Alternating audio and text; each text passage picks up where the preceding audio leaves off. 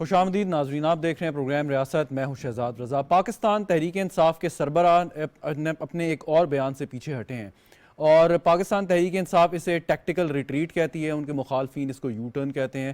عمران خان صاحب جب سے اقتدار سے نکلے ہیں وہ اسٹیبلشمنٹ پر الزام عائد کرتے آئے ہیں کہ انہیں اقتدار سے ایک سازش کے تحت یہاں سے ہٹایا گیا اور اس میں اسٹیبلشمنٹ نے کردار ادا کیا۔ اور جب یہ لانگ مارچ کا آغاز کیا تو عمران خان صاحب کے ٹرک پر مبینہ طور پر فائرنگ ہوئی اور اس کا بھی الزام عمران خان صاحب نے حکومت وقت پہ اسٹیبلشمنٹ پر عائد کر دیا۔ ایک سینئر آرمی آفیسر کا نام لے کر کہا کہ ہم ان کے خلاف ایف آئی آر کٹوانی ہے۔ اب ایک تازہ ترین انٹرویو میں خان صاحب نے کہا کہ نہ تو میرے حکومت کے جانے میں اور نہ ہی میرے اوپر جو حملہ ہوا بقول ان کے اس میں اسٹیبلشمنٹ کا کوئی ہاتھ تھا۔ اب یہ سوال ان سے یقیناً پوچھنا بنتا ہے کہ اتنے عرصے سے جو آپ ایک بیانیہ لے کے چل رہے ہیں اور الزامات عائد کر رہے ہیں، تو اب اس بیان سے کیا آپ کا یہ بیان ہم درست تسلیم کریں؟ اگر یہ بیان درست تسلیم کرتے ہیں تو پچھلے پورے 7-8 ماہ کا مہینہ جس ایک ہیجان جو آپ نے سیاست میں برپا کیا وہ غلط تھا۔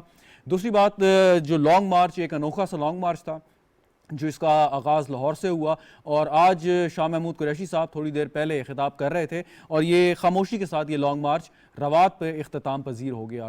بہت کم لوگوں کو شاید خبر ہوئی ہو کہ راولپنڈی کے قریب بالکل پہنچ گئے تھے، بلکہ راولپنڈی داخل ہو چکے تھے، لیکن اب یہ کہا گیا ہے کہ 26 تاریخ کو فیض آباد پر دھرنا دیا جائے گا یا احتجاج کیا جائے گا، اور اس کے حوالے سے بہت سی چیزیں واضح ہوئیں۔ شاید پاکستان تحریک انصاف پر یہ پریشر تھا کہ عدالتوں نے جو حالیہ طور پہ اپنے فیصلے دیے ہیں جس میں واضح طور پہ یہ کہا کہ سڑکیں بند کرنا، لوگوں کو رستہ روکنا کسی بھی طور پر پرامن احتجاج کے زمرے میں نہیں آتا۔ اس سے پہلے جسٹس قاضی فائز عیسیٰ کا ایک فیصلہ موجود ہے فیض آباد دھرنے کے حوالے سے، اور اس کے ساتھ 25 مئی کو سپریم کورٹ آف پاکستان کا فیصلہ موجود ہے جس میں واضح طور پہ عدالت نے یہ حکم جاری کیا تھا کہ ریڈ زون میں کسی صورت بھی مظاہرے کی یا احتجاج کی اجازت نہیں ہے۔ اب پاکستان تحریک انصاف اس کانٹیکس میں کہ وہ روڈیں اگر بند کرتی ہے تو توہین عدالت ہے، اگر اپنے دھرنے کو اسلام آباد کے ریڈ زون میں لے کے آتی ہے تو بھی توہین عدالت ہے۔ سو ایک کیچ 22 قسم کی سچویشن ہمیں تحریک انصاف کی نظر آتی ہے۔ اس پر گفتگو کرتے ہیں۔ اسٹوڈیو میں مجھے جوائن کر رہے ہیں طاہر عالم صاحب، سابق آئی جی ہیں، بعد میں سرو کیا ہے، پچھلے دھرنے میں بھی ان کا خاصا کام تھا، بہت شکریہ آئی جی صاحب آپ کا۔ طاہرہ اورنگزیب صاحبہ ہمارے ساتھ موجود ہیں، پاکستان مسلم لیگ نواز کی سینئر رہنما ہیں، میم آپ کا بہت شکریہ۔ لیفٹیننٹ جنرل عبدالقادر بلوچ صاحب پاکستان پیپلز پارٹی کے سابق رہنما، سابق گورنر ہمارے ساتھ موجود ہیں، سر آپ کا بھی بہت بہت شکریہ۔ طاہرہ اورنگزیب صاحب آپ سے میں آغاز کرتا ہوں۔ اب مختلف چیزیں اور بڑی تیزی سے آگے چل رہی ہیں۔ اب یہ 26 تاریخ کو جو اعلان کیا ہے عمران خان صاحب نے، اس پر پنڈی کی حد تک تو وہ رہ سکتے ہیں، ان کی حکومت ہے، آپ کو کوئی پریشانی کی بات نہیں ہے، لیکن اس کے بعد جو اسلام آباد کا وہ حال کریں گے یا لوگوں کو جس عذاب میں مبتلا کریں گے، اس کے لیے آپ کی کیا حکمت عملی ہے؟ بسم اللہ الرحمن الرحیم۔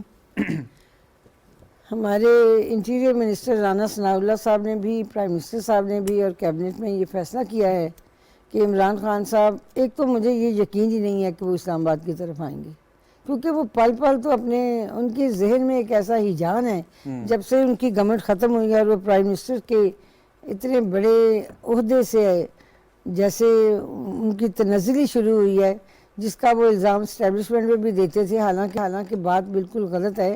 ہم لوگ اپوزیشن میں بڑے سکون سے بیٹھے ہوتے تھے اور اپنے کام کر رہے ہوتے تھے، ان کے آدمی کھڑے ہو کہ ان کے منسٹر، میں نام نہیں لوں گی، آپ میڈیا والوں کو بہتر پتا ہوگا، کھڑے ہو کر کہتے تھے جی ان کے پاس تو بندے ہی پورے نہیں ہیں، یہ ووٹ آف نو کانفیڈنس لا ہی نہیں سکتے، یہ تو ایسے ہی لفاظیاں کرتے ہیں، ان کے پاس کچھ نہیں ہے۔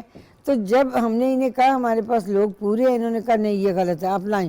جب ہم نے ووٹ آف نو کانفیڈنس لے آئے تو اس کے بعد انہیں پسو پڑ گئے کہ اب یہ تو واقعی کام جا رہا ہے ہاتھوں سے، اور پھر انہوں نے الزام تراشی شروع کر دی کہ جی میرے خلاف تو اسٹیبلشمنٹ ہو گئی ہے، میرے خلاف ایجنسیاں ہو گئی ہیں، سائفر لہرانا شروع کر دیا، عجیب عجیب حرکتیں شروع کر دیں۔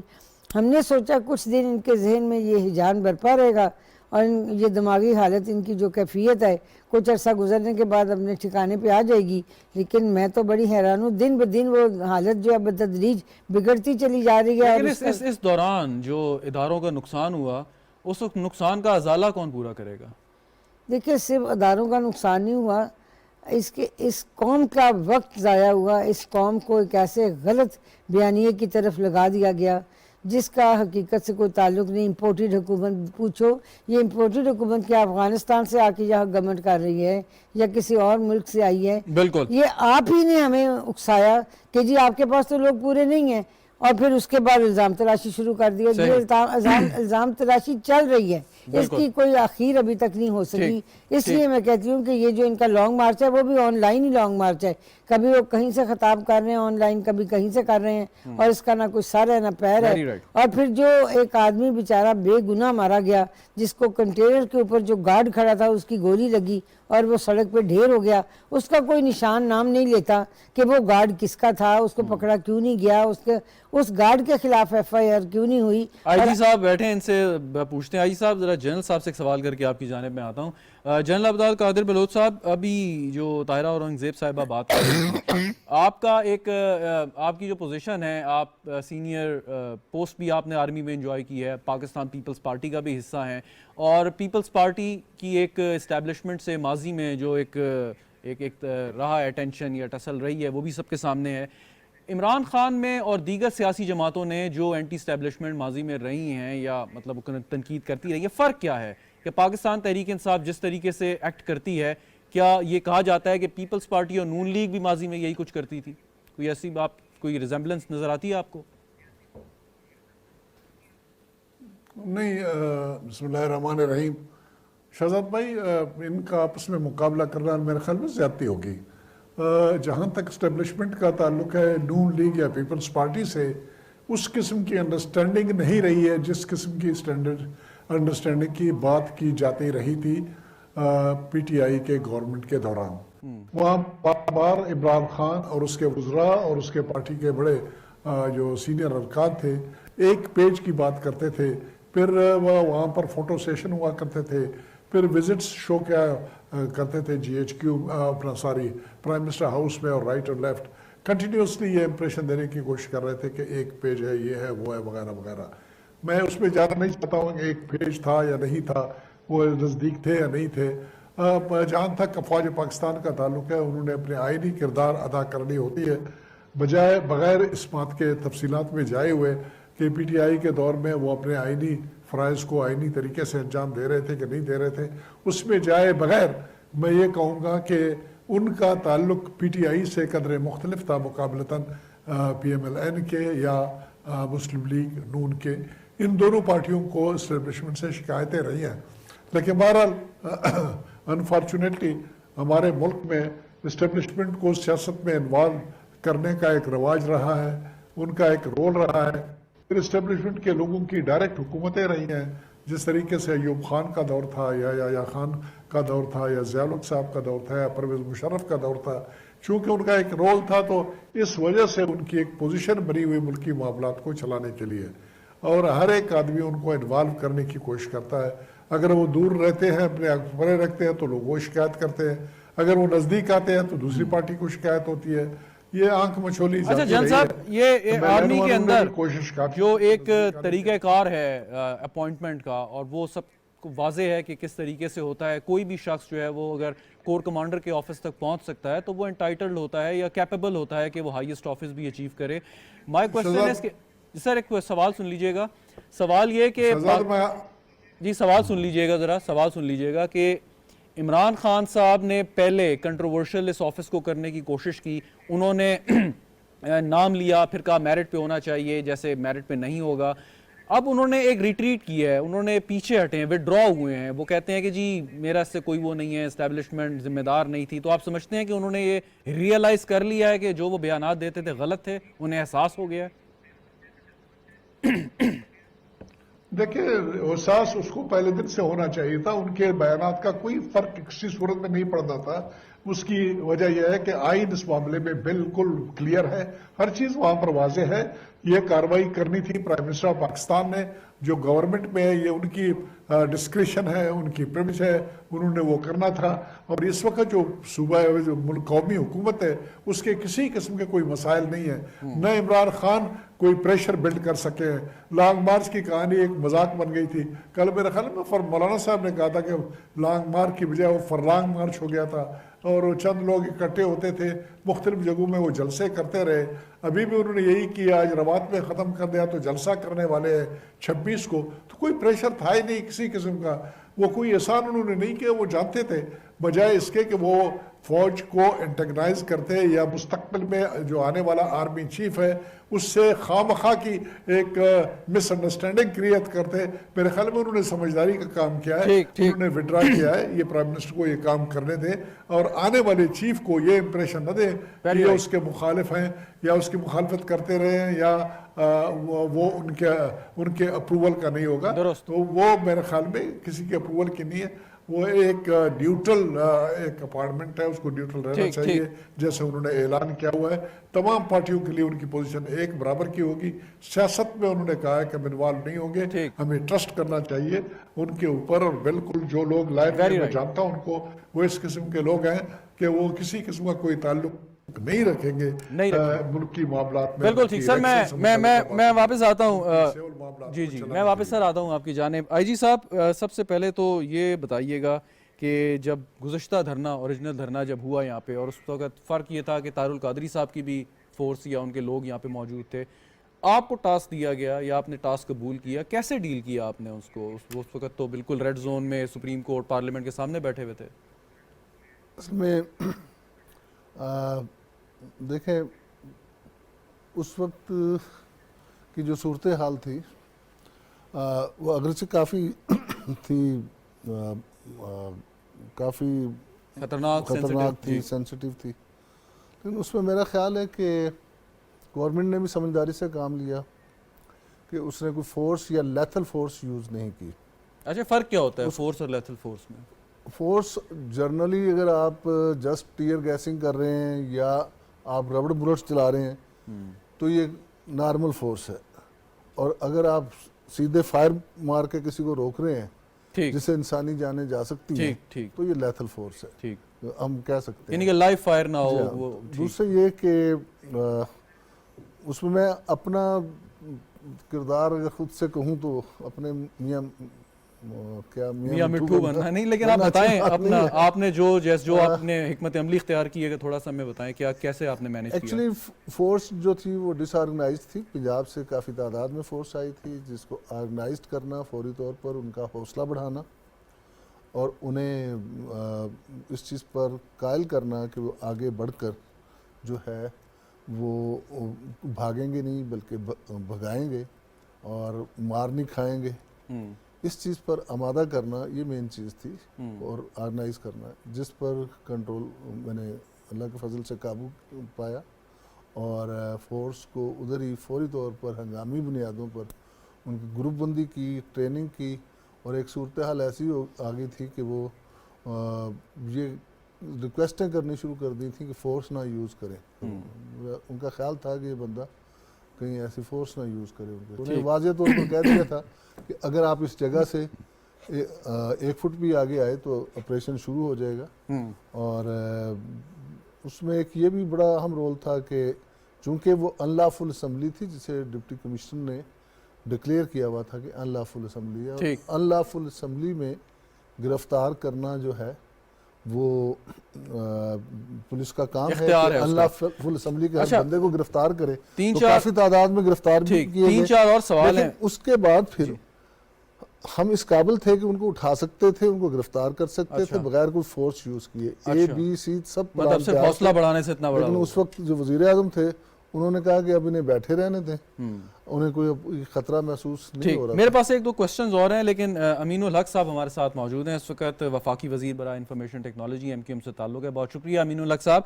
सर, अब ये 26 तारीख को रावलपिंडी फैज़ाबाद में तहरीक इंसाफ ने ऐलान किया है, और क्या देखते हैं कि बस ये स्टॉर्म इन अ टी कप ही साबित होगा जैसे लॉन्ग मार्च हुआ, या खान साहब सूरत हाल को एक्सकलेट कर सकते हैं इस दफ़ा?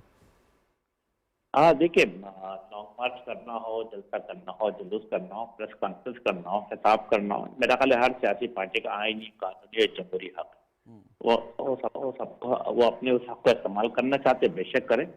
लेकिन हुकूमत क्या कहती है? हुकूमत ये कहती है कि आप लड़ाई झगड़ा दंगा फसाद से परहेज करें। और मैं समझता हूँ कि यस, बहुत अच्छा क्या है कि उनके इस्लामाबाद के बाहर और बाद में उनको जगह सेंक्शन कर दी गई है। अगर वो आते हैं, बैठते हैं, उनकी मर्जी जितना दिन पे बैठे। लेकिन इम्पोर्टेंट चीज क्या है? इम्पोर्टेंट चीज देखना है कि किस चीज के लिए वो मुजाहरा कर रहे हैं, जिन चीजों को डिमांड कर रहे हैं वो देखना पड़ेगा कि वो है क्या।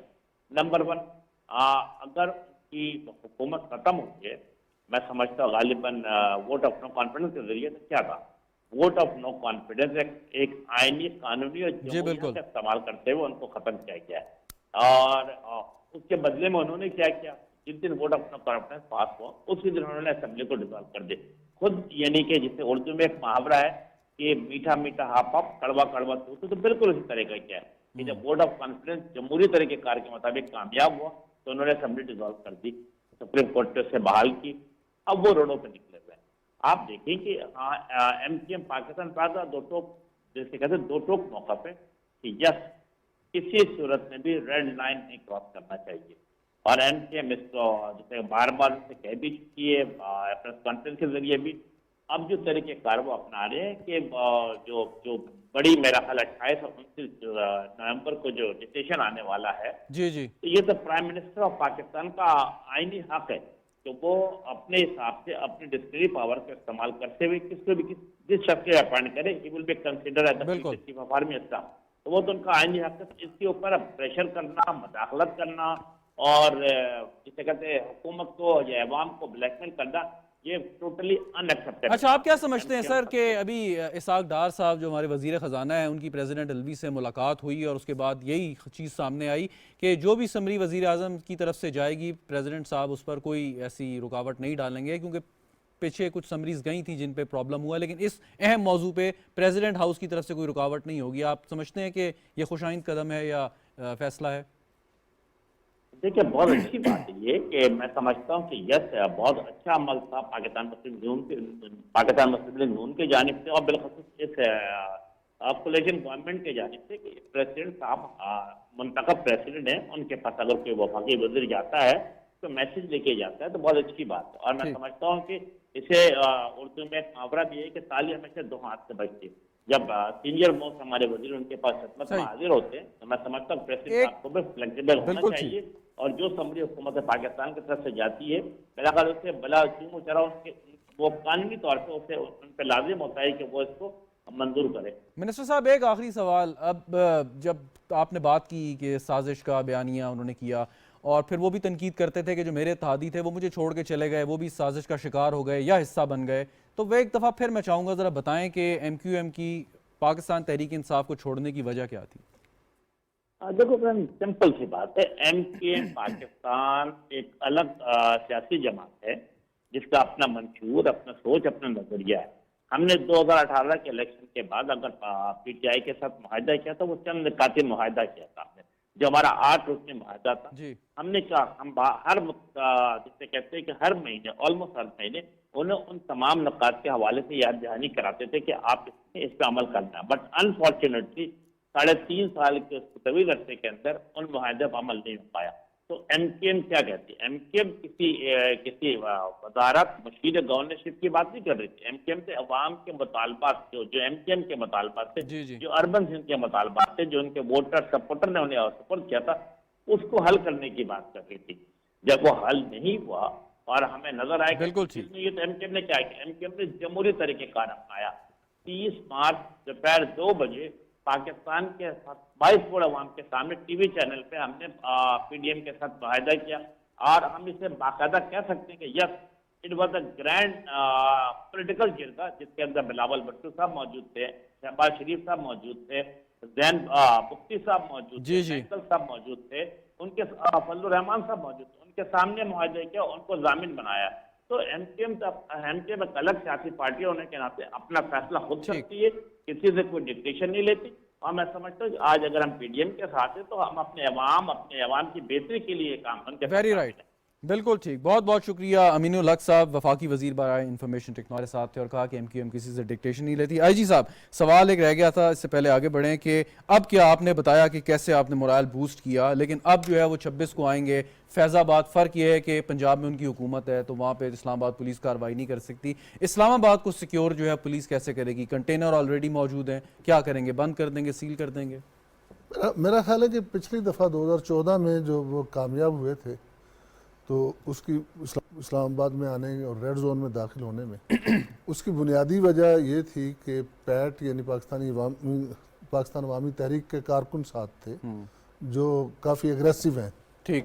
اور پی ٹی آئی کا اگر دیکھا جائے تو ہم اس کی جو فورس ہے یا عوام میں جو مقبولیت بڑی ہے، ابھی خواجہ آصف صاحب بھی اسمبلی میں کہہ رہے تھے کہ ان کے چاہنے والے کافی تعداد میں موجود ہیں، انہیں سمجھ نہیں آتی کہ وہ کس طرح ورگلائے گئے ہیں. تو ہم اس حقیقت سے انکار نہیں کر سکتے کہ ایک بہت بڑی تعداد ان کے ساتھ ہے اور اس دفعہ پہلے سے بھی زیادہ ہوں گے.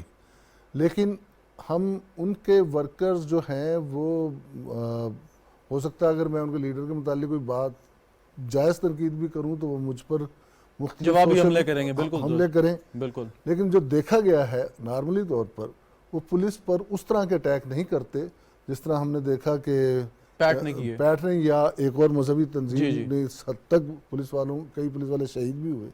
تو ان کو ٹیکل کرنا جو ہے نسبتاً آسان ہے.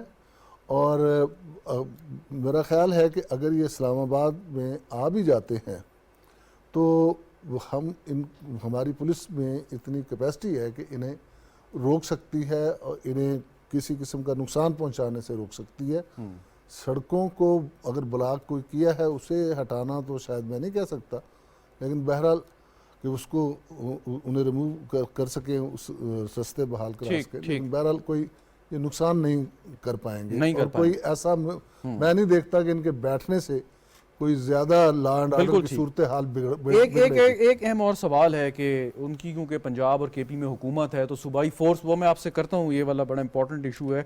طاہرہ اورنگزیب صاحبہ، آپ کے خیال میں کہ جب اس قسم کا مظاہرہ ہو، مارچ ہو رہے ہوں اور پرتشدد ہونے کا اندیشہ ہو، 25 مئی ہمارے سامنے ہے، تو پھر پولیس کو جیسے آئی جی صاحب کہہ رہے ہیں کہ دو چیزیں ہوتی ہیں کہ انہیں سختی بھی کرنی ہے، نرمی سے بھی پیش آ سکتے ہیں، وہ کیا کرے پھر؟ پولیس کو آرڈر کیا دیں گے آپ کے بالکل جس حد تک ہو فورس کا استعمال نہ کریں؟ دیکھیں ریڈ زون میں تو میں بالکل حمایت نہیں کروں گی کہ یہ جلوس چاہے جیسے بھی ہے پرامن ہے نہیں ہے، کس سٹیج پہ وہ پرامن نہیں رہتا، کس سٹیج پہ وہ کیا ایکٹیویٹی کرتا ہے. یہ بڑے انپریڈکٹیبل سے لوگ ہیں، ان کی کسی بات پہ یقین نہیں کیا جا سکتا. بڑی غیر یقینی سی صورتحال یہ سیکنڈز میں پیدا کر سکتے ہیں. تو میں نہیں یہ سمجھتی کہ یہ کوئی دانشمندانہ فیصلہ ہوگا کہ ہم انہیں ریڈ زون تک آنے دیں. وہاں ہماری ایمبیسیاں ہیں، وہاں ہمارے ڈپلومیٹس رہتے ہیں، وہ بڑا سینسٹیو ایریا ہے، وہاں سپریم کورٹ ہے، وہاں نیشنل اسمبلی ہے، وہاں ایوان صدر ہے، ساری امپورٹنٹ بلڈنگز ہیں، وہاں ایف بی آر کا آفس ہے. وہ مطلب کہ جو پاکستان کے اہم دفاتر ہیں وہ اس پورے ریڈ زون کے اندر ہیں. تو یہ بالکل بھی ہماری دانشمندی نہیں ہوگی کہ ہم اس ہجوم کو یا جو بھی یہ ریلی ہے، لانگ مارچ ہے، جیسا کچھ بھی ہے، یہ اس جگہ تک آئے. اور اس کے بعد جو کچھ بھی ہو نقص امن میں یہ بھی کوئی پتہ نہیں ہوتا. چند شرارتی عناصر بھی جلوس کے اندر شامل ہو جاتے ہیں. صرف یہی نہیں ہوتا کہ وہ انہی کے ہی ہوں گے کارکن یا ان کے عہدیدار، ان میں کوئی بھی غیر عناصر جو ہیں، شر پسند عناصر، غیر امن جو امن کو قائم نہیں رکھنا چاہتے، وہ آپس میں کوئی ایسی حرکت کریں جس سے اندرونی طور پہ فائرنگ ہو جائے اور پھر اس کو کنٹرول کرنے کے لیے پولیس فورس کو کوئی ایسی طاقت استعمال کرنی پڑے جس میں بہت سے لوگ ان کے ہلاک ہونے کا خدشہ ہو. تو اس سے بہت بہتر ہے کہ انہیں ریڈ زون میں آنے سے پہلے دھکیل کے روک دیا جائے. بالکل. آپ سمجھتی کیا ہیں ویسے کہ انہوں نے لانگ مارچ ختم کیا، 26 کو دوبارہ کال دی، خان صاحب نے بڑے خطرناک سیریس ایلیگیشن ریز کیے، اس کے بعد ان ایلیگیشن سے بھی پیچھے ہٹ گئے. اب وہ کہتے ہیں کہ جی میری حکومت کو گرانے میں یا مجھ پر حملہ کرانے میں اسٹیبلشمنٹ کا کوئی کردار نہیں تھا. تو آپ کے خیال میں کوئی وہ ایک گریسفل ایگزٹ چاہ رہے ہیں کہ انہیں کسی طریقے سے ایک فیس سیونگ ایگزٹ دے دیا جائے یا نہیں؟ دیکھیے میں تو صبح ان کی سٹیٹمنٹ اور سنتی ہوں، شام کو اور سنتی ہوں، دوپہر میں اور سنتی ہوں. اسد عمر صاحب کچھ اور بیان کرتے ہیں، شاہ محمود قریشی صاحب کچھ اور کہتے ہیں، یاسمین راشد صاحبہ کچھ اور کہتی ہیں، حماد اظہر صاحب کوئی اور سٹیٹمنٹ دیتے ہیں. ایک چھوٹا سا سمجھیں آپ، یہی مثال ایگزامپل اگر ہم لیں جیسے ان پہ حملہ ہوا ہے، ایک شخصیت نے کہا، میں نام لیے بغیر کہوں گی، کہ خان صاحب کی ٹانگ میں 3 گولیاں لگی ہیں. دوسرے ایکس منسٹر نے کہا جی 2 گولیاں لگی ہیں ان کی ٹانگ میں. پھر ان کی جو ہیلتھ منسٹر پنجاب کی رہی ہیں انہوں نے کہا جی 1 گولی لگی ہے. جو ڈاکٹر فیصل سلطان تھے، شوکت خانم کے ڈاکٹر میڈیکل اسپیشلسٹ، جن کے پاس فوری طور پہ خان صاحب کو لے جایا گیا، ان کی سٹیٹمنٹ میں نے تو ٹی وی کے ذریعے، میڈیا کے ذریعے سنا ہے. انہوں نے کہا جی گولی نہیں لگی، گولی تو کہیں اور لگی ہے گئی ہوگی، لیکن اس کے ذرات جو ہیں گولی کے جو ذرے ہیں، یہ پولیس والے بہتر سمجھتے ہوں گے یہ ذرے کیا ہوتے ہیں، سپلنٹرز. وہی جو ذرات ہیں جی وہ ٹانگ کے اندر لگے ہیں، تو گولی نہیں تھی. اب آپ مجھے بتائیں یہ اتنا بڑا ایک ہی واقعہ ہے اور اتنا بڑا آپس میں اختلاف رائے ہے، تو یہ اگر یہ خان صاحب کہتے بھی ہیں کہ جی ہم پرامن رہیں گے، ہم تشدد نہیں کریں گے، ہم پرتشدد سیاست نہیں کریں گے، ہمارا ایک آئینی جمہوری طریقہ کار تھا ووٹ آف نو کانفیڈنس کا، جس کو انہوں نے کہا غیر آئینی ہے، تو یہ تو جس کو چاہیں غیر آئینی کر دیں، جس کو چاہیں آئینی کر دیں، یہ تو ان کے بائیں ہاتھ کا کھیل ہے. ان پہ اعتماد بالکل نہیں کرنا چاہیے. ٹھیک ہے یہ فیس ایگزٹ چاہتے ہیں تو اپنی ہدایات خود کریں اپنی پارٹی کے کارکنوں کے لیے، اپنے جو ان کے یوتھ ہے یا جو ان کے بزرگ ہیں یا جو ان کے عہدیدار ہیں، جو ان کے پارلیمنٹیرینز ایکس پارلیمنٹیرینز ہیں، یہ اپنا لایا عمل خود طے کریں، لیکن پوری قوم کو اس ہیجان کی کیفیت سے نکال دیں کم سے کم کہ اب ہم یہ کریں گے، اب 25 کو کریں گے، 26 کو کریں گے. تو یہ ان کو کوئی سٹیٹمنٹ مثبت دینی چاہیے جس سے یہ اندازہ ہو کہ آپ ایکسپیکٹ کرتے ہیں کہ وہ مثبت سٹیٹمنٹ دیں گے. نہیں، وہ میں ایکسپیکٹ کرتی نہیں کہ ان کا ذہن جو ہے وہ ایک ایسا کیفیت میں ہے کہ وہ کوئی صحیح فیصلہ کر ہی نہیں سکتے. جنرل صاحب ابھی تھوڑی دیر پہلے وزیر دفاع خواجہ آصف صاحب نے قومی اسمبلی سے خطاب کیا، شاید آپ کی نظر سے بھی گزرا ہو، جس میں انہوں نے کہا جی کہ وزیر اعظم کی طرف سے بھجوایا جانے والا خط وزارت دفاع کو موصول ہو گیا ہے اور تعیناتی کا عمل چند روز میں پھر یعنی آج سے شروع ہو گیا، پھر مکمل کر لیا جائے گا. سوال یہ کہ ایک جب آرمی آفیسر ہے، آپ خود بھی ایک بڑے ہائی آفس پہ رہ چکے ہیں، تھوڑا سا بتائیں کن کن مراحل سے وہ گزرتا ہے کہ اگر کوئی سیاستدان کسی آرمی چیف کے عہدے کو کنٹروورشل بنانا چاہے تو کیا اس کو ان چیزوں کا علم ہونا چاہیے کہ ایک آفیسر جو انٹائٹلڈ ہوتا ہے چیف آف آرمی سٹاف بننے کے، وہ کن کن مراحل سے گزرتا ہے؟ جنرل صاحب. بھائی سب سے پہلے تو میں کمنٹ کرنا چاہوں گا یہ 26 تاریخ والی کہانی پہ. یہ 26 والی کہانی لانگ مارچ تو آج ختم ہو گیا. 26 والی کہانی یہ پنجاب حکومت کے دائرہ کار میں اختیار میں، وہاں پر یہ پنڈی میں یہ کارروائی ہونی ہے. اور آج شاہ محمود قریشی نے جو بیان دیا اور لوگوں سے جو اپیل کی، اس نے کہا جی لوگ کوشش کریں پہنچ جائیں، 1 بجے کے قریب پہنچ جائیں، 1-2 بجے کے قریب عمران خان صاحب نے تقریر کرنی ہے، اس کی تقریر کو سننے کے لیے. تو یہ 1 دن کی کارروائی ہے اور عمران خان نے بھی 26 سے آنورڈ کی کوئی کہانی بتائی نہیں ہے. اس نے کہا میں 26 کو آؤں گا اور پھر میں تقریر کروں گا، پھر میں کارروائی بتاؤں گا. تو مجھے تو نہیں لگتا ہے کسی قسم کا کوئی خطرہ ہے، کسی قسم کی کوئی آمد ہے، کوئی پلان ہے ان کا اسلام آباد کی طرف آنے کا. ہر جگہ پہ وہ یو ٹرن کر رہے ہیں، واپس جا رہے ہیں. تو میرے خیال میں یہاں پر بھی وہ آ کے تقریر کریں گے اور میں بھی ان کو کوئی فیس سیونگ کے طور پر کوئی ڈیٹ گورنمنٹ کی طرف سے مل جائے اگلے الیکشن کے بارے میں جو اگلے سال ہونے ہیں. اور عمران خان صاحب بھی یہ کہتے رہے کہ اگلے سال ہی الیکشن، لیکن وہ جلدی کی بات کرتے ہیں، حکومت دیر کی بات کرتی ہے. تو ان بٹوین کوئی تاریخ مل جائے اور اس طرح سے ایک فیس سیونگ ان کی ہو جائے اور وہاں پر وہ تقریر کریں اور بتائیں کہ جی میں جس مقصد کے لیے آنا تھا، میرا مقصد الیکشن کی ڈیٹ لینی تھی، الیکشن کی ڈیٹ میں نے لے لی ہے، یا اس کے بارے میں مزید اب بات چیت کریں گے. یہ تو ہوا یہ بات. رہ گیا یہ پروسیجر جس کے بارے میں آپ نے سوال کیا. اس کا طریقہ اکثر یہ ہوتا ہے، یہ آئینی کارروائی ہے. بنیادی طور پر جی ایچ کیو میں جی میں بتاتا ہوں آپ کو، ذرا تھوڑا سا صبر کیجئے. جی ایچ کیو میں ایک برانچ ہے، جی ایچ کیو میں ایک برانچ ہے، ایم ایس برانچ کہتا ہے، ملٹری سیکرٹری برانچ، جو آفیسرز کی پروموشن، ان کی پوسٹنگز، ان کے دائم معاملات کو ہینڈل کرنے کی کارروائی ان کی ذمہ داری ہوتی ہے.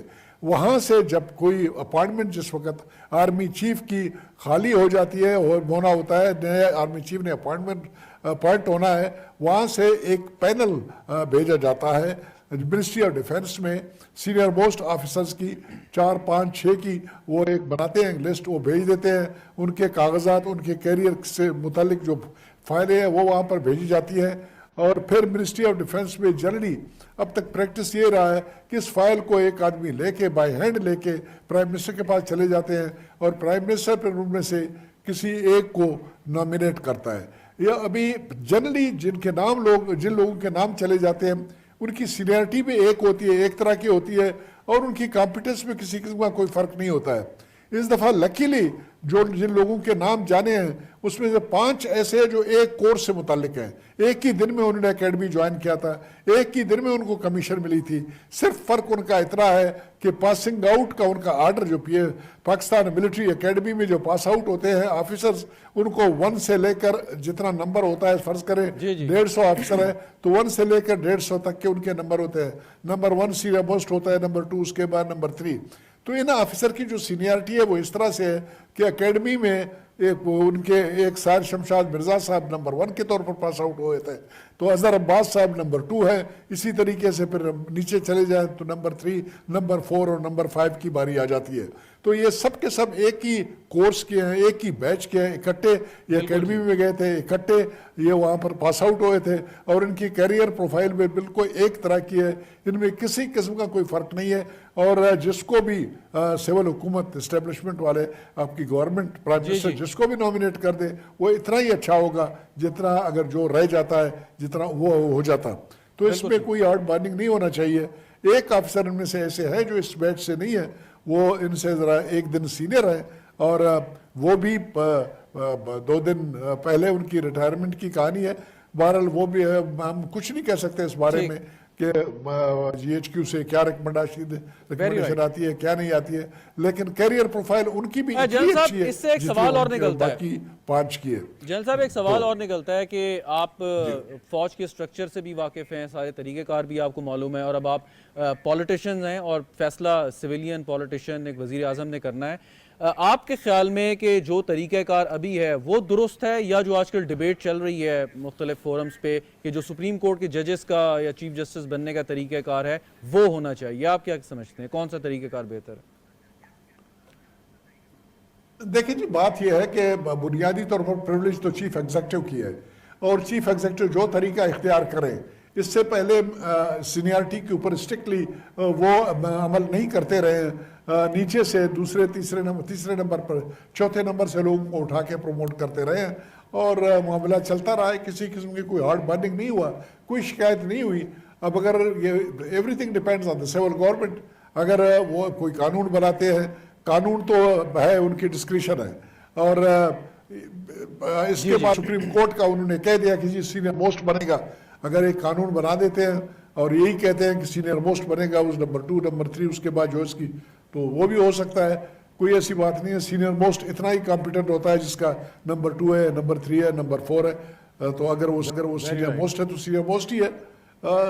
डिपेंड करता है सिविल गवर्नमेंट के ऊपर। मेरी ज़ाती राय, मेरे ख्याल में मैं इसको अपने पास रखूँ तो ज़्यादा बेहतर है। बिल्कुल। और अगर हुकूमत चाहती है तो करना तो कर सकते हैं, कोई मसला नहीं पैदा होना है। बिल्कुल ठीक। IG साहब, अभी जो सवाल एक छेड़ के गया था आपके लिए कि पिछला जब ये मार्च लेके आए तो हमने देखा कि जो KP से जो ऑफिशियल्स आ रहे थे उनके अपने प्रोविंशियल फोर्स उनके साथ मौजूद थी, तो ये भी थ्रेट या ख़तरा रहा कि कहीं मुठभेड़ ना हो जाए। सो अब उधर रावलपिंडी में उनकी हुकूमत है और जो पंजाब पुलिस है वो वज़ीर आला के ऑब्वियसली हुक्म मानेगी, वहाँ से KP। तो ये अगर लोग इस्लामाबाद की तरफ आएँ और अगर सिविलियन लॉ इन्फोर्समेंट प्रोविंशियल उनके साथ हो तो फिर इस्लामाबाद पुलिस कैसे इसको डील कर सकती है, करेगी? इस्लामाबाद जो है एक डिफरेंट कैपिटल टेरिटरी है। इसकी जो एडमिनिस्ट्रेशन है जस्ट लाइक एक प्रोविंस है।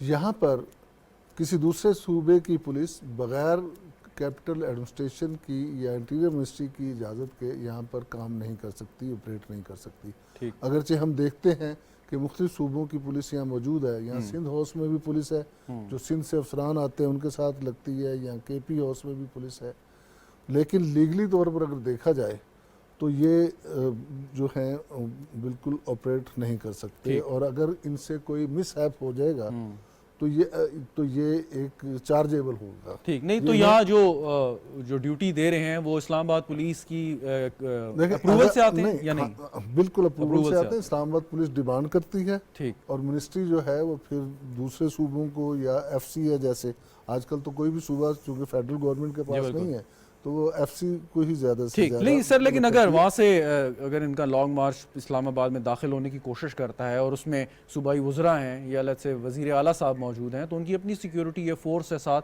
सो क्या वो रुक जाएंगे? उन्हें रोक लिया जाएगा कि भाई आप नहीं आए? असूली तौर पर तो उनके साथ जो उनके बॉडीगार्ड हैं وہ ان کی حفاظت کی حد تک ہیں کہ ان پر اگر کوئی حملہ ہوتا ہے تو اس صورت میں وہ کام کر سکتے ہیں. وہ بھی جب وہ مرکز میں آئیں گے تو ان کا کام ہے, ان کی حفاظت کی ذمہ داری, ان وزراء کی حفاظت کی ذمہ داری مرکزی حکومت کی پولیس کی ذمہ داری ہے, اور اسے ہی ان کی حفاظت کرنی چاہیے. یہاں پر دیکھتا ہوں کہ کئی دفعہ کلیش کی صورتحال پیدا ہو جاتی ہے, لیکن اس کے باوجود پولیس افسر چاہے کسی بھی صوبے کا ہو, اسے اچھی طرح پتہ ہوتا ہے کہ اس نے کس طرح سے ریئیکٹ کرنا ہے. ابھی آپ دیکھ لیں, اگر ہم یہ کہیں کہ پولیس کی ہیرارکی جو ہے, سینئر لیول کے جو پولیس افسر ہیں وہ کیا صوبائی حکومت کا حکم مانتے ہیں؟ نہیں. آپ نے ایف آئی آر کے معاملے میں دیکھ لیا, جو ہمارا پی ایس پی افسر ہے اسے کنٹرول کرتی ہے وفاقی حکومت, اسے کنٹرول کرتی ہے اسٹیبلشمنٹ ڈویژن جو وفاق کے انڈر ہے. تو وہ اپنی پولیس سے اس طرح کا, بے شک وہ صوبے کے ماتحت کیوں نہ ہو, صوبہ جو ہے زیادہ سے زیادہ اسے صوبہ بدر کر سکتا ہے, ڈیوٹی سے ہٹا سکتا ہے. لیکن فیڈرل گورنمنٹ کے پاس تو یہ بھی اختیار ہے کہ اگر ادھر سے صوبائی پولیس آگے حملہ آور ہو تو اس صوبے کے آئی جی کو سسپینڈ کر سکتا ہے, اس کے خلاف محکمانہ کارروائی کر سکتا ہے. اچھا, ایک ابھی طاہرہ اورنگزیب صاحبہ نے ذکر کیا کہ گولیاں لگی, کتنی لگی, کیا لگا, چھرا لگا, گولی لگی. آپ یہ بتائیں کہ اگر پسٹل سے یا ایس ایم جی سے فائر ہو تو اس کے سپلنٹر کیسے نکل سکتے ہیں؟ میں آپ کو بتاتا ہوں, یہ پسٹل, اور میں نے کئی دفعہ دیکھا کہ پولیس کی گاڑیوں میں جو لوگ بیٹھے ہوتے ہیں, کراچی میں کئی دفعہ ہوا ہے, اچھی خاصی مضبوط چادر ہوتی ہے, لیکن باہر سے ٹی ٹی سے فائر کرتے ہیں اور چادر کو پھاڑتے ہوئے وہ گولی اندر بیٹھے ہوئے کانسٹیبل کو لگ جاتی ہے. تو اس میں یہ بھی, اور بعض اوقات یہ بھی ہوتا ہے کہ گولی جب کسی سالڈ چیز سے, چادر وغیرہ سے ٹکرائے تو ایک سے زیادہ حصوں میں تقسیم ہو جاتی ہے, اور اس کے مختلف حصے جو ہیں وہ کسی کو لگتے ہیں. اور میرا خیال ہے کہ اس میں جو بھی انویسٹیگیٹرز ہیں انہیں بات کو کھول دینا چاہیے, واضح طور پر بتانا چاہیے کہ کس قسم کا فائر ہے, کیسا ہے, اور یہ بجائے اس کے کہ کوئی ڈاکٹر بتائے, اسے آئی جی یا لاہور کے یا اس ایریے کے جو بھی ہیں فورنزک ایکسپرٹس, ہاں نہیں آر پی او وغیرہ کو, پولیس کا کام ہے وہ بتائے کہ کس طرح کی. اچھا, لیکن سر آپ نہیں سمجھتے کہ یہ جو فائرنگ ہوئی اور اس کے بعد انہوں نے میڈیکو لیگل اپنا ایک پرائیویٹ جگہ سے کرایا, اور پھر جس طریقے سے ایویڈنس سیکیور ہونا چاہیے تھا وہ ہوا نہیں ہوا, تو کیس خود ہی خراب کرنے کی کوشش کی, آپ کو مطلب سرکمسٹانشل ایویڈنس سے کیا نظر آتا ہے؟ دیکھیں اس سے کافی فرق پڑتا ہے جب آپ باقاعدہ ان آتھورائزڈ جگہ سے میڈیکل کرواتے ہیں. لیکن اگر کوئی ایک کیس ایسا ہو کہ اس میں ایک سے زیادہ زخمی ہوں اور کوئی مرنے والا شخص بھی ہو, تو پھر ایک بندے کا اگر میڈیکل نہیں بھی ہوا اور باقی کے میڈیکل ہو گئے تو وہ کیس بن جاتا ہے. محترمہ طاہرہ اورنگزیب صاحب نے بات کی کہ اوپر سے فائر لگا ہے, وہ خود کسی سیکورٹی گارڈ کا ہے, تو میں سمجھتا ہوں سیکورٹی گارڈ ان کو پولیس ملی ہوئی تھی, ان کے ساتھ پولیس تھی, اور پولیس کا کام ہی یہ ہے کہ اگر اس حملہ ہو جس کی وہ حفاظت کر رہی ہے تو پولیس فورس یوز کرے. اور اگر کسی پولیس والے نے حفاظت خود اختیاری کے تحت فورس استعمال کی ہے اور یہ مس ہیپ ہو گیا, گولی اس قاتل کو لگنے کی بجائے کسی اور کو لگ گئی, تو اسے اس طرح سے ذمہ دار نہیں سمجھنا چاہیے. لیکن یہ بات سامنے آنی چاہیے کہ گولی کس کی تھی, کہاں سے لگی, اور جو خول ہیں جو ملے وہاں سے ایمٹیز جو ملے وہ سرکاری رائفل کے ہیں یا کسی اور رائفل کے ہیں, کوئی اور شخص بلندی پر تھا. تو یہ چیزیں میرے خیال اب تک سامنے آ جانی چاہیے تھیں تاکہ یہ ایمبیگوٹی نہ رہتی, لوگوں کو سب چیز کا پتہ ہوتا. Very right. فائنلی جی طاہرہ اورنگزیب صاحبہ, ابھی عمران خان صاحب کا یہ فیز جب ختم ہوگا تو امید ہے کہ وہ کوئی نیا فیز شروع کر دیں گے, تو یہ جو ایک بیانیے کی جنگ ہے جو آپ نے جیتنے کی کوشش کر رہے ہیں یا آپ نے جیتنی ہے الیکشن سے پہلے, اور الیکشن میں ایک بیانیے کو لے کے جانا ہے, وہ کیسے بلڈ کریں گے آپ کے خیال میں؟ کیا پی ڈی ایم کے ایک پلیٹ فارم سے وہ بلڈ ہو جائے گا, یا آپ سمجھتی ہیں کہ پاپولر لیڈر یا نواز شریف جیسے لوگوں کی واپسی جو ضروری ہے تب یہ اس میں کوئی سٹیم آئے گی یا نہیں؟ میں بطور ایک سیاسی کارکن سمجھتی ہوں کہ پی ڈی ایم کے پلیٹ فارم سے ہمیں دو چیزیں کرنی ہوں گی. پہلی سب سے بات جو ہے وجہ, ہمیں مہنگائی کو کم کرنا ہوگا, کیونکہ یہ مہنگائی الیکشن سے پہلے جس طریقے سے بھی کم کرنے کی کوشش کرے, پی ڈی ایم کرے, گورنمنٹ کرے, ہمارے فائنینس منسٹر صاحب اس میں اپنی دانشمندانہ تدابیر اختیار کریں, تو یہ مہنگائی ایک ایسا بڑا فیکٹر ہے کہ اس کو جب تک ہم کم نہیں کریں گے تو الیکشن میں جانا صحیح نہیں ہوگا. اور اس کو بھی کم کیا جانا چاہیے, اور اس کے بعد میاں نواز شریف کی تو بہرحال واپسی الیکشن سے پہلے ہونی ہی چاہیے، کیونکہ ہمیں یہ دیکھنا ہے کہ جب میاں نواز شریف کی گورنمنٹ 2018 میں گئی تو گورنمنٹ میں جو تمام اہداف تھے گورنمنٹ نے حاصل کیے، دہشت گردی کا خاتمہ کیا۔ آپ کو یاد ہے کہ کراچی سے لے کے خیبر تک کوئی شخص محفوظ نہیں تھا، جس طرح سے پولیس فورس اور رینجرز اور آرمی نے مل کے ضرب عضب پروگرام جو حکومت وقت نے اس وقت شروع کیا محمد نواز شریف صاحب وزیر اعظم کی قیادت میں، کس طرح کامیاب ہوا اور پاکستان میں روشنیاں واپس لوٹیں، خاص طور میں کراچی میں۔ جی تو اس کے بعد مہنگائی کو ہم نے کم کیا، پاکستان کی ٹریڈ کا بڑا منافع بخش حساب ملا، اور پھر اس کے بعد ہماری ایکسپورٹ بڑھی اور موٹر ویز کے جال بچھے، ہم نے ڈیمز بنائے۔ اب جب عوام دیکھتی ہے کہ ایک گورنمنٹ ایسی تھی جو اس لیڈر کی قیادت میں جب تھی تو ہم نے کیا کچھ حاصل کیا، کیسے اچیو کیا، تو جب وہ انہیں پاکستان کے اندر دیکھیں گے تو ان کا مرائل ہائی ہوگا، یہ بالکل فیکٹ ہے۔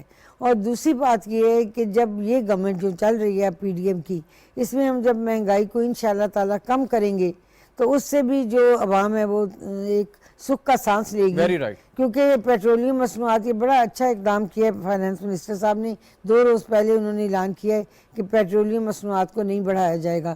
اسی طرح بجلی کا ٹیرف، سوئی گیس، یہ چیزیں اگر نہ بڑھائی جائیں تو مہنگائی کم ہوگی۔ وقت کی تھوڑی کمی ہے۔ جنرل صاحب، آپ کے خیال میں حکومت اگر، جب آپ نے کہا کہ ان کو فیس سیونگ دی جائے عمران خان یا کوئی ایسا اعلان ان کو مل جائے، تو اگر حکومت اعلان بھی کر دے آج سے 8-9 مہینے انتخابات میں کوئی میٹر نہیں کرتے، کوئی اتنا لمبا عرصہ نہیں ہے، تو یہ ایک تحریک انصاف کے لیے ایک فیس سیونگ ایگزٹ ہوگا، چاہے وقت پہ انتخابات کا ہی اعلان ہو جائے، ارلی الیکشن نہ ہو؟ جنرل صاحب دیکھیں جی، بات یہ ہے کہ وہ بیسٹ پاسبل اپنے لیے اچیو کرنے کی کوشش کریں گے کہ بہتر سے بہتر سیاسی طور پر آؤٹ کم ہو ان کے اس اسٹرگل کا، لیکن یہ ہے کہ پھر جو کچھ ملے گا اس پہ گزارا کرنا پڑے گا۔ میں مشکلات دیکھ رہا ہوں پی ڈی ایم کے لیے۔ پی ڈی ایم جس وقت اگر یہ فیصلہ ہو جاتا ہے کہ اور یہ عمران خان بھی ایگری کرتے ہیں کہ الیکشن اگلے سال ہوں گے اور فلاں تاریخ ہوں گے، پھر ان لوگوں کا اکٹھا رہنا، حکومت میں کنٹینیو کرنا، اور اس وقت تک جب 2 مہینے رہ جائیں اور اس کے بعد پھر ان کی گورنمنٹ ڈیزالو ہو جائے اور اس کے بعد پھر یہ اکٹھے تو الیکشن یہ نہیں کریں گے، ہر ایک اپنے پلیٹ فارم سے الیکشن کرنے کی کوشش کریں۔ مسلم لیگ نون کا اپنا پلیٹ فارم ہوگا، پیپلز پارٹی کا اپنا، تحریک انصاف کا، تحریک انصاف کو تو ایڈوانٹیج ہے، وہ آلریڈی علیحدہ ہے، اسی طرح سے جے یو آئی ہے، باقی پارٹیاں ہیں، تو وہ ٹائم بہت کم ہوگا ان کے لیے کہ علیحدہ ہو جائیں، اور کئی جگہوں پہ نہیں بلکہ میجارٹی میں ایک دوسرے کے مقابلے میں الیکشن کانٹیسٹ کریں گے۔ پیپلز پارٹی ممکن ہے پی ایم ایل این کے مقابلے میں کرے، P M L N J U I کے مقابلے میں کرے، جے یو آئی اے این پی کے مقابلے میں کرے، اے این پی پشتونخوا کے مقابلے میں کرے۔ یہ وہ کارروائی ہے ان کے لیے۔ یہاں پر ایک تو حکومت میں کنٹینیو کرنا، for how long will they continue? میرے خیال میں اگر جس وقت کوئی فیصلہ ہو جاتا ہے اور آؤٹ کم اس کی پازیٹیو ہوتی ہے اور عمران خان صاحب فیصلہ کر لیتے ہیں کہ اسمبلی میں واپس آ جائے، جو آنا چاہیے ان کو، اگر وہ ہو جاتا ہے تو پھر پی ڈی ایم کی مشکلات پیدا ہو جائیں گے کہ کس سٹیج کے اوپر حکومت چھوڑیں گے، کس وقت وہ انڈیپینڈنٹلی اپنی کارروائی شروع کریں گے، عوام کے پاس جانا، عوام کو کنونس کر لینا، اپنے نقطۂ نگاہ کے قریب لے آنا تاکہ الیکشن میں آؤٹ کم ان کے فیوریبل ہو۔ بہت بہت شکریہ جنرل صاحب، وقت میرا پروگرام کا ختم ہو گیا۔ آپ کا بہت شکریہ آپ کی شرکت کا۔ جی چاہوں گی کہ جب تک سیلاب زدگان کی بحالی نہیں ہوگی، ابھی تک جن علاقوں میں پانی کھڑا ہے وہاں تو الیکشن ممکن ہو ہی نہیں سکتا، جب تک وہ گھروں کو لوگ لوٹیں گے نہیں اپنے جا کے، وہاں پر دوبارہ آباد کاری نہیں ہوگی، ان کی بحالی نہیں ہوگی، الیکشن ممکن ہو سکے گا۔ بالکل، ان کی بحالی بہت بڑا قدم ہے۔ طاہر اورنگزیب صاحبہ، طاہر عالم صاحب انسپیکٹر جنرل پولیس اسلام آباد فارمر ہمارے ساتھ موجود تھے۔ ناظرین، گفتگو آپ نے سنی، یہ سیاست جو بھی رخ اختیار کرے، لیکن بظاہر ایک چیز جو نظر آتی ہے وہ یہ کہ اگلے جو انتخابات ہیں، شاید پاکستان کی جو الیکشن کی تاریخ ہے، الیکٹورل ہسٹری ہے، اس میں سب سے زیادہ تعداد میں سیٹ یا ایڈجسٹمنٹ ہمیں دیکھنے کو ملے۔ بظاہر نظر یہ آ رہا ہے کہ الگ الگ پلیٹ فارم سے تو سیاسی جماعتیں انتخابات لڑیں گی، لیکن انڈرسٹینڈنگ جو ایک ہے وہ پاکستان تحریک انصاف کی ہمیں ابھی سے نظر آتی ہے۔ پروگرام دیکھنے کا شکریہ، اجازت دیجیے، خدا حافظ۔